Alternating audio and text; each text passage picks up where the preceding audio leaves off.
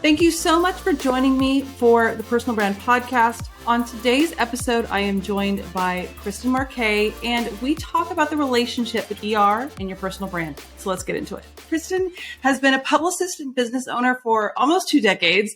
As the owner and creative director for Marquet Media, LLC, Kristen oversees the daily operations of the business while executing client campaigns. Throughout her career as a publicist, Kristen has developed partnerships with leading brands and entrepreneurs. Kristen, thank you so much for being here. I'm very excited to kind of talk about personal branding and PR and how they kind of meld together. So thank you so much for being here. Well, thank you so much for having me. I'm really excited. Yeah. I'm looking forward to this conversation. So, let's just talk about how important is your personal brand to getting press?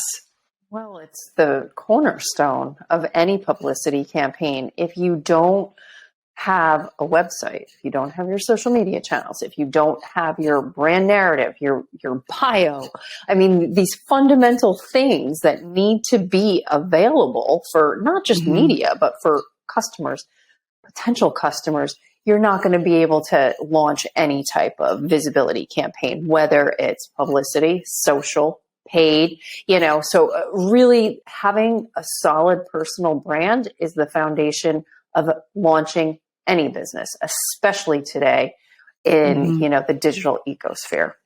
Yeah, it's kind of crazy because there's still some people that are kind of resistant, or they're like, well, I'm known, I have enough business coming in or whatever it is. I don't really need a personal brand. People know me. What do you say for someone like that? Well, I say, that's all well and good that you have a full pipeline of clients. But if you're looking to build your thought leadership, or if you want to get featured a local NBC, ABC, CBS, Fox affiliate, you have to have the fundamentals in place before you can execute anything like that. So I tell them, you know what? We need to get your website. We need to draft all of your media materials. As stupid as it sounds, a press kit is critical to educating the media on who you are, what you offer, what your unique selling proposition is, and all the other things that fall under branding. So it really is, I tell potential clients, if you want to embark upon a publicity journey, you really need to have your personal brand. You need to have your online brand set. You don't have to have hundreds of thousands of followers on social, but you need to have some type of online footprint to show that you're credible. Right. Well, so say someone has nothing, but they obviously have expertise and things like that, but they don't really have anything online yet. So they've built their online presence and they have just started. How long would you estimate that it will take someone to get their first kind of press feature? In the digital world, it could be within a week. I've actually had stories, that I pitched at 8 a.m. on a Monday, and the stories come out at 5 p.m. that same day. Okay.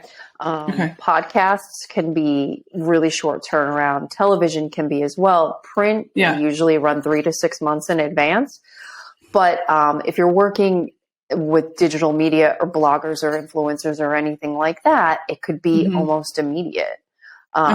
So I would say that if you are looking to get, quoted on Forbes.com or some type of feature in Thrive Global, you need to have your media bio, your talking points, and also your company's boilerplate. These are very basic items that a lot of companies are missing because they've never had to outwardly market themselves.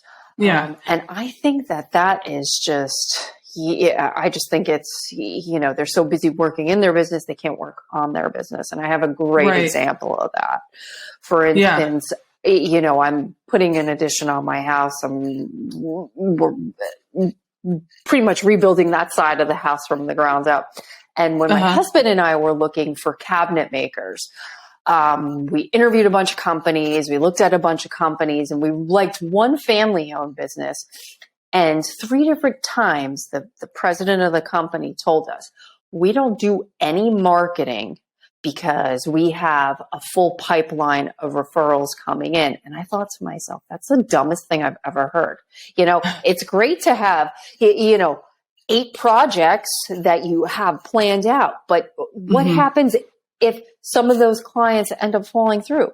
What are you going to end up doing? So, using that example of not having a website and your social media and any type of outward marketing materials ready to grow, or your personal brand, you're not going to be able to leverage it to get any type of media coverage.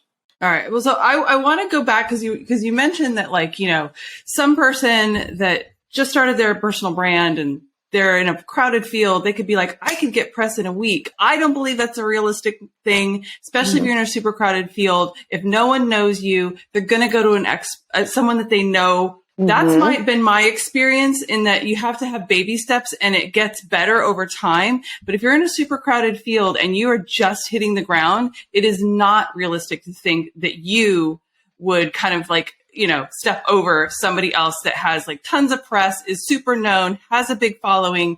They're going to get the press before you. That's been my experience. Yeah. And you know what? There's a very good chance of that, but it's not.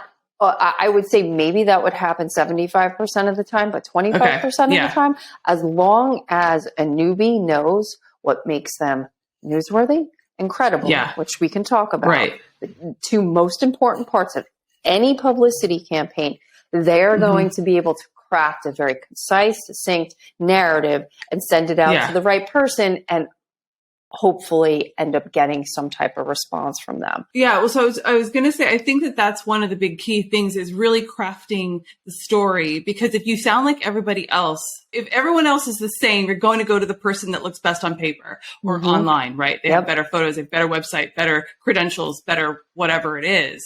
And so so I agree. So make yourself stand out. I find sometimes people are like, this is my area of expertise, but I want to be known for this thing way over here. And I don't want you to talk about this. I want you to talk about this. And you're like, okay, well, that's the crowded field where you have no expertise. Right. So I guess my question was more for that person who doesn't have the expertise in that yet, like they kind of have it, but not really as dialed in as this other area of their life, right? Their 9-to-5 job, and they want to make this, go into a side hustle sort of thing. So what do you say for those people? So you're going to be doing that, but like, what would a realistic kind of timeline look like to get press for this other thing? If you really have no experience, you're starting out from scratch. Yeah. And it's a competitive field. Yeah, absolutely. I mean, that could be months on end. Okay. Absolutely. I mean, if you're looking to pivot to an industry that you don't have any notoriety in, any experience in, you're just interested in it. Yeah. I mean, that can take months. But if you're somebody that is has been in business for a decade and you haven't done any outward marketing, right? But you have expertise and you have case studies, and you're ready to execute a publicity campaign, then you can get coverage within, like I said, within a day, depending on what's happening in the news cycle, right? Too. I agree. We have clients that like literally had no online presence, but were like absolutely amazing.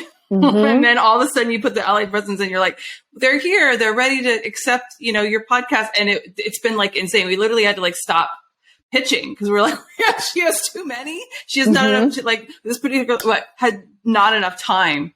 And so it was just because she didn't put the effort out there. We've had a few clients like that, this one in particular that we're dealing with right now. But yeah, so I'm glad we got like, I formed the question correctly, because now we're kind of saying it the right way. So you have great experience and people do know you in your industry, but you haven't really, built your online presence yet. Yes.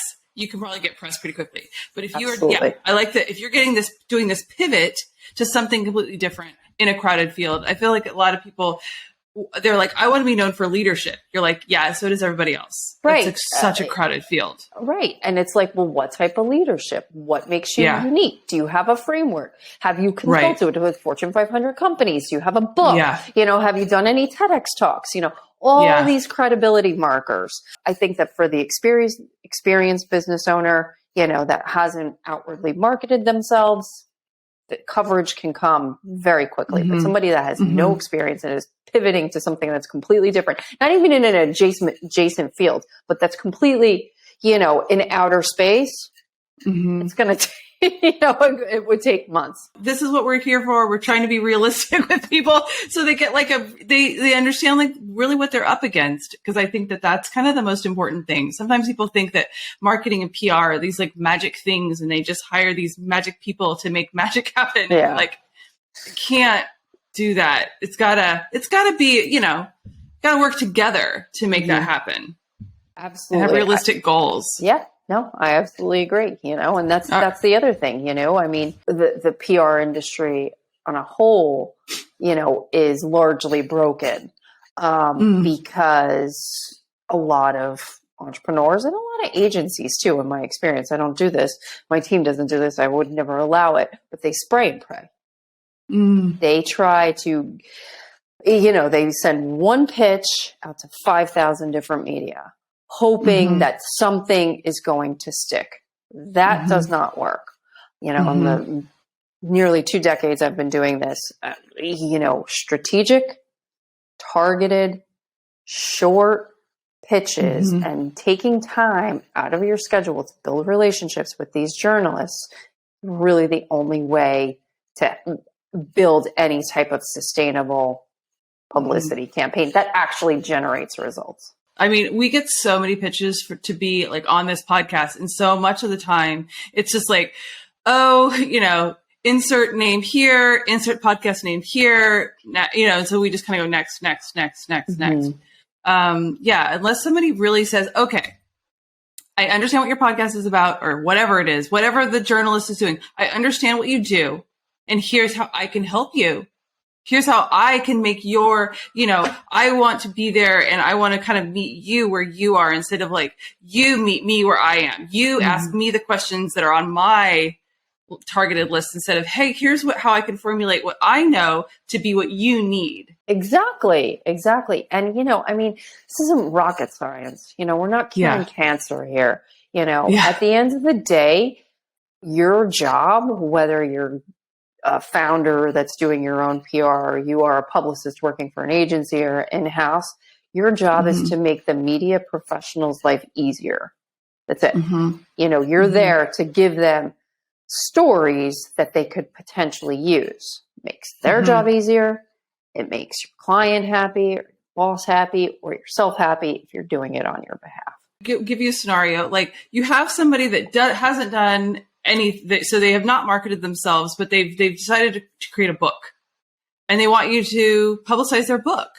What does that kind of timeline look like? Is it kind of some of the same steps where we said it takes a little bit longer? What would that look like? Do you have to have your foundation built? I generally, we do work with a lot of authors. I mean, probably throughout the last 10 years, I've probably launched 1,500 books and primarily nonfiction. But we won't work with anybody that doesn't have pretty much their funnel in place and their personal brand together, because you're not going to be able to send potential readers anywhere. You're not going to be able to send potential media anywhere. And a lot of the times they're like, all right, well, can we hire you to do the website and branding? And I'm like, yeah, but this is a longer term, game. I mean, building out a website, overall messaging, brand identity, I mean, that can take 6 months. So if somebody has nothing, right? But they wrote a book, I would say probably 3 to 6 months to build out the brand identity. Then you're going to have to develop an art list, an advanced reader team of 100 people 3 months before the book is released, because you want to get Amazon reviews. You want to actually try and become an Amazon bestseller, right? And any other bestseller lists that you can. And then for long lead media, they work 3 to 6 months in advance. So, I mean, that could be a timeline, could be a year before, launching a book, and actually using it to build a business or get somebody some really high level national press. It's not just it can't be an afterthought. Marketing and launching a book can't be an afterthought because you're not going to achieve anything. Because you're talking about building out your brand identity, but part of that, I'm assuming you're saying, is like also creating content and putting social media out there and having an online presence. Is that correct? Absolutely. And you can't, in my experience, a lot of times, because they really want to sell this book, and you're like, no, you need to step back from that, and you need to just go out there and create content that people want, and then sell your book. Do you agree with that? I do. Yeah. But you know what? You're never going to get rich off selling a book. You just aren't. Oh, damn it. No, not unless you're, Rachel Hollis or Gabby Bernstein. Yeah. It's not going to happen. I think my second book I co-wrote with somebody that grew up in Hollywood, very well known. And I think that we sold like 4,000 copies. Wow. Made pretty much nothing off of it, but it opened up a realm of possibilities media-wise. Okay. Well, let's talk about that, because a lot of people are like, I want to write a book, but now you've said you're not going to make any money. So now what are they? They're like, okay, well you want to use it you want to leverage the book to try and get any type of media coverage, speaking engagements, but also use it as a way to grow your business, get clients. I mean, a book today is really the new business card. If you haven't written a book and you're a service provider, it's kind of like, people kind of question, in my experience, working with all different types of service providers and founders and, over the last 20 years. So, but if you have something that's unique, you have a unique type of framework that you use in your business, or you have something that you develop that's patented and you want to write about that. There are plenty of ways that you can use the book to grow your business. It's just, you're not going to get rich off the book. And that's a misnomer that a lot of new or first time authors have, especially when they come to me. They're like, Kristen, I want to sell 50,000 copies of my book. I'm like, that's great. What are you going to do? They're like, oh, I want to, the fame and fortune that comes along with being an author. I'm like, yeah. Reality check, doesn't work that way. Yeah. Well, I haven't written a book, and I'm a pretty successful service provider. So I will say, you don't need to write a book. I will counter you on that one, Kristen. But I do think that you need to create a lot of content. I have the podcast. I have a YouTube channel. I have a blog. I have a lot of content out there, and there's a lot of things written. I have a YouTube, newsletters and tons of things out there. We do plan on writing a book, but I feel like a book is a little old school, especially with all of the media stuff out there that you have that you can do right now. It's not. No, it's not at all. Not. Okay. But just, I want to walk back what you said, kind of not having your book, but you have a pod, and you are consistently, like you said, producing content.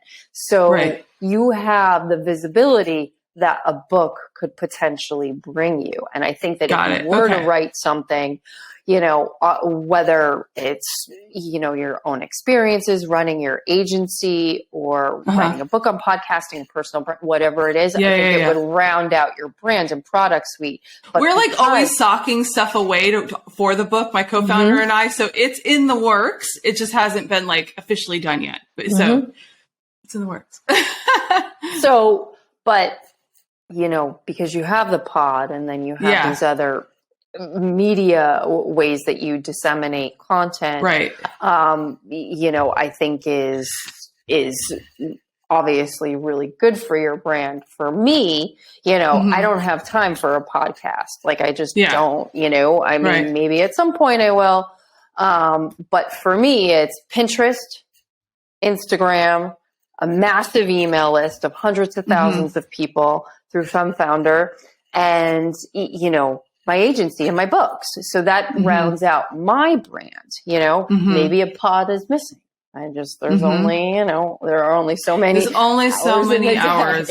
I completely understand. So what's interesting, and I want to talk to you, I feel like we're going into the book things, but since you know it, and I had a client that came and he was doing coaching with me and he really wanted to do a book. And I'm like, you have no following, you have nothing. Let's go back. Let's just start creating content. Go do a podcast for a while. Then get your book. Because another thing that I've heard, somebody else that has social media, he's been doing a lot of stuff, speaking engagements. He's in Australia, but he's been told that he needs at least 50,000 engaged followers to even be picked up by, a major publisher. Do you agree with that? That's actually kind of a low bar. Okay. I think getting picked up by a publisher, you probably have to maybe have more, maybe closer to 500,000 or 1 million. Wow. Wow. And you have to have some type of online presence. Self-publishing, I think it's a lot easier for a first-time publisher that has no notoriety or very little notoriety. Build brand awareness, build the personal brand, and then use the personal brand and the book to get some media coverage. And then hopefully, once he has a large enough audience, then he can attract the interest of a traditional publisher. But traditional publishing is, it's... I didn't realize the bar was that high because he mentioned it was 50,000. But maybe basically Australia, it's different, but the US, it's, because everybody's trying to be something. Do something. I was saying the same. I know. So basically what I'm getting from you is that you need an online presence or you need to self-publish a book, you need to do something to really solidify your expertise. And it can't just be like tweeting. Oh yeah, no. I mean, tweeting is fun and Twitter's great to connect with journalists, and, build those relationships. I mean, there really is no barrier to entry there, but, you need to have some type of package to show who you are and why a media outlet should talk to you or cover your product over somebody else. And that's where it comes to crafting a unique narrative. Yeah. I was actually somebody else I was private coaching with, and she was a makeup artist and had a huge following on TikTok.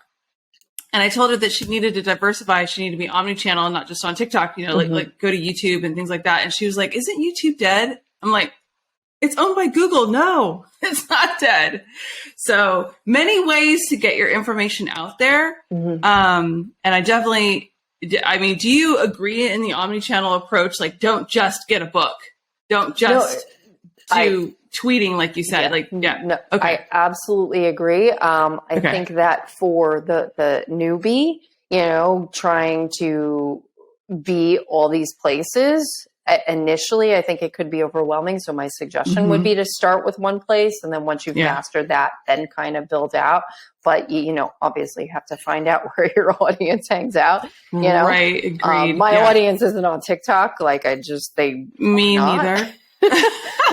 But I do have a client who's in her 60s who's a career coach, and she has a massive following on TikTok. I mean, we manage all of her stuff. Wow. But she pulls a lot of her clientele from there, even though it skews so much younger. It's really interesting. That's crazy. Well, I mean, if it can, I feel like the algorithms are they're different, and they favor your just regular person more than some of the, Instagram, and LinkedIn, things like that. Like those, you need a boost and all these other things because they're like, we could make money off this. I mean, I think the TikTok will move that way, but because everyone always wants to make money off of people. But well, so I want to talk to you about just the state of, you've been doing PR for many years. How have things changed? What's the current state of what's the current state of PR? It's kind of nuanced based on what industry you serve. Mm-hmm. But, the industry, like I mentioned before, is largely broken because a lot of these people that are in the trenches don't understand the power of pitching one-to-one or pitching on a very small scale and being very strategic and smart and really focusing on quality, not quantity. So that's one thing. Another thing is from the agency and actually from the company side, actually trying to get buy-in and approval from senior management that PR and PR tools are necessary, right? That's one thing that I think PR people have been struggling with because usually that's the first piece of a budget to get cut, right? Especially during a recession. And I think the other thing is a lot of business owners, and I think a lot of PR people also too, even the younger ones, kind of the whole gamut, they don't understand how influencer marketing works and how how an influencer marketing campaign can align with a publicity campaign as long as the objectives and the messaging structures or the nomenclatures of both are very woven tightly together. And to talk about, can we talk about that? Like, what do you mean by that exactly? Like, if you're launching something, a book or a product, is that what you're talking about? Absolutely. Okay. So a book or a product, I mean, it could actually even be a SaaS product. I mean, it could be something like that. I mean, it could be an attorney, who's opening a law firm. If you find the right influencers to endorse whatever it is you're doing, generally micro influencers, because they're much how do you define a micro influencer? So for us, somebody that's in between like 5,000 and 15,000 followers, is that okay? How do you? Yeah, I've heard a lot of different things. I mean, I've heard even under 50,000 is a micro. But yeah, like I didn't know if you were going down as low as 5 but yeah, I think it just depends on if they're engaged. If the audience seems very engaged, that's key. Yeah. Right. But generally, they're a lot easier to work with and they don't require some type of financial compensation. Usually if they love a product, they'll endorse it. So working with smaller influencers, I think, can be a game changer for pretty much any type of business, but it has to be the right influencer, it has to be the right platform, the right messaging, and the influencer also has to have the right audience. So I think that when you tie in that campaign or piggyback it off of your publicity campaign, I really do think it can move the needle in terms of brand awareness. Maybe not sales so much, because publicity and influencer marketing really shouldn't be used as the only conduit to get sales, in my experience. You kind of need to have a whole marketing suite in order to sell like you to said, somebody. The funnel and all of that sort of stuff. Yeah, right. Because if you get someone to your website or to your social media, but you have nothing to do, they don't know where to go, what to do, they're gone. Exactly. So, right. If you don't have your points of engagement, your top, middle, bottom of the funnel is just, gone before you even get to know who they are. So I think that once you have, your whole marketing funnel in place, and you're running simultaneously or consecutively, your influencer marketing campaign off the back of your publicity campaign, I really do think that you can build huge awareness, have huge reach, and really build your thought leadership. But again, they have to be aligned. The messaging has to be aligned, and it has to be the right targeted media and the right targeted influencers. I mean, I could talk about this ad nauseum till tomorrow morning, but I'm just going to stop there. No, I like that. I think that it's interesting because I don't know that people that, like you said, a lawyer, like certain people may not have thought about influencer marketing, because a lot of times you think of beauty products or like a water bottle or something like that, right? Fashion, Fashion, yeah. You're not really thinking like, oh, or even like a workout. You look at workout people and like, oh, they endorse Peloton or whatever it may be. So very, very interesting. I like that idea. Yeah. I mean, but and you have to just as a side note, something as obscure as a poetry book. A couple of years ago, we had a client that released his first book of poetry, and we used Book Talk and we used Instagram to actually sell the book, and it worked. What's Book Poetry Talk? book. Book Talk is a community of book lovers and book influencers on TikTok, but they call it Book Talk. They generally only do like fiction or poetry. Very seldom do they do nonfiction. Yeah. But I guess, again, just like you said, know your audience and know if you're going to work with an influencer or a group like that, know their audience. I think that for me, I feel like the biggest takeaway, because I agree with you when you're talking about because my first job, I was doing marketing and PR for a financial services firm in New York. One of the reasons I left the job is because I was like, we're not curing cancer, but they just feel like this is so important. And I've got to sit here till midnight for the most ridiculous story. And I'm just like, I can't do this anymore. I need like some work-life balance. Yeah. But yeah, if you were curing cancer, you'd be like, I'll stay till midnight. Right? Of course, I'll stay till tomorrow.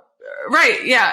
But so, I feel like things have really changed, because I remember when I started, you start out as a very junior level, and, everyone always said before you work in-house, they always want agency experience, because you had to know, you had to have grit. You had to be able to get in there and pitch and sell. Really sell. And I think that kind of is lost because they're just the spray and pray method. Right. That it is very, it makes it hard for the other side. It makes it hard for like me with a podcast. And you spoke with Natasha on my team, and it just makes, basically before you got on here, Natasha spoke to you to make sure that you understood what the podcast was about, because you would be amazed that people don't care. You're like, my job is to produce a good podcast. And if you come on my show and you don't care, it may not air. And that's another thing. Can we talk about that? Like if you go in there and you don't give good talking points, you don't make a point, the journalist, the podcast host, they may not publish it or air it. Yeah. Yeah. Oh, absolutely. Absolutely. I've known plenty of people, colleagues and peers, that have great high ranked podcasts, and, in casual conversations, they're like, so I had this interview with so-and-so, and they were so boring. They were so low energy. They didn't give me anything. So I'm actually just going to scrap that. And I'm like, but usually before any of our clients end up doing any type of podcast or any type of broadcast interview, I will sit with them and say, these are the 3 things that you want to discuss. These are the 3 anecdotes, and these are the 3 takeaways that you want to leave with the audience. And whether it's, a 60-second segment or, a 60-minute segment. So as a PR person, it's also my job to make sure that our clients are giving really good interviews. So that's a lot of what we do as well. Once we do onboard clients, if podcasts and TV and radio are actually part of the larger PR strategy, I'll sit with them and make sure that they're well-versed and they're trained appropriately and know how to answer questions in a very succinct way. I always tell people, like, just get out there and start creating videos and do this other stuff, because that's your time to, those are your training wheels. Make your mistakes then when you have no audience. And you don't have, because you don't want to mess up when it actually really matters. Yeah. Oh, absolutely. So you have to have for my clients, we always start out with Q&As and things like that, doing Q&As. And we basically watch the Q&As and we're just kind of like, you got this. We do like the training, media training. We're like, make your point, know your thing, backwards, forwards. I always say backwards, forwards, upside down, doing a handstand. Any way they come at you, be able to answer your question. If they want to get you off topic, you get them back to topic. Not in a bad way, But if I have had people try to get me to say things that I wasn't going to say. Really? They want me, yes. So I've definitely had that happen. It was someone from a very well-known, journalist reached out to me, and they basically wanted me to tell them that, because there was some story about some young startup founder who they basically tons of money was put into his personal brand. Mm-hmm. And then basically he sold the company and walked, and all of the focus went with him, not the business that they just bought. Okay. So they said, so that basically they wanted me to say personal branding was bad. And I go, no, because he wasn't tied to the brand of the business. That's what you did wrong. Mm-hmm. If he was part of the business, if he was branding and talking about the business and how the business was great, the business would have had some of that. He would have left with some of the juice. There's no way to get around that. That's part of personal branding. That's part of the benefit of someone doing their personal brand. But if the CEO or whoever it is talk about the business and the benefit of the business through their personal brand, then some of that will stick with the business. So anyway, she wanted me to say that yes, personal branding is bad. I'm like, why would I ever say that? Yeah, I know. You're just going to, spite your nose to. I forget how that saying goes. Cut your nose to spite your face. Yes, that's it. Yes. So no, I mean that's just. But that's another thing that people need to be prepared for is if someone does call on you, even if it's huge, you don't stick to your guns, because obviously that would have been bad press for me. That would have not been good if I would have said, what I do is bad. Yeah. Why would I ever say that? Exactly. No, I'm with you. I'm absolutely with you. So this has been like a really fun conversation. It's been fun because like we kind of a lot of the same things that we do kind of like work together. I've had a lot of the same experiences, so it's really I find it fun to be able to talk about some of these things. Because I'm like, oh my god, me too. I've had that same experience. So it was so fun to talk to you about all of this, Kristen. It's been a great pleasure to have you on. Thank you so much. Yeah. So where can people find out more about you? Where can they connect with you? So 2 places. One, Marquet.company. I think I own every Marquet domain out there, but right now it's Marquet Company, Marquet.company. And the other one is femfounder.co. Very good. And those will be in the description box and show notes. So you can just go there and click on those and learn more about Kristen and get those links. Kristen, thank you so much for being here. I really enjoyed the conversation. Thank you so much for having me. It was a lot of fun. I'm really glad that we had the opportunity to connect today. Yeah, same. And thank you for listening and watching. And I will see you in the next episode. Bye.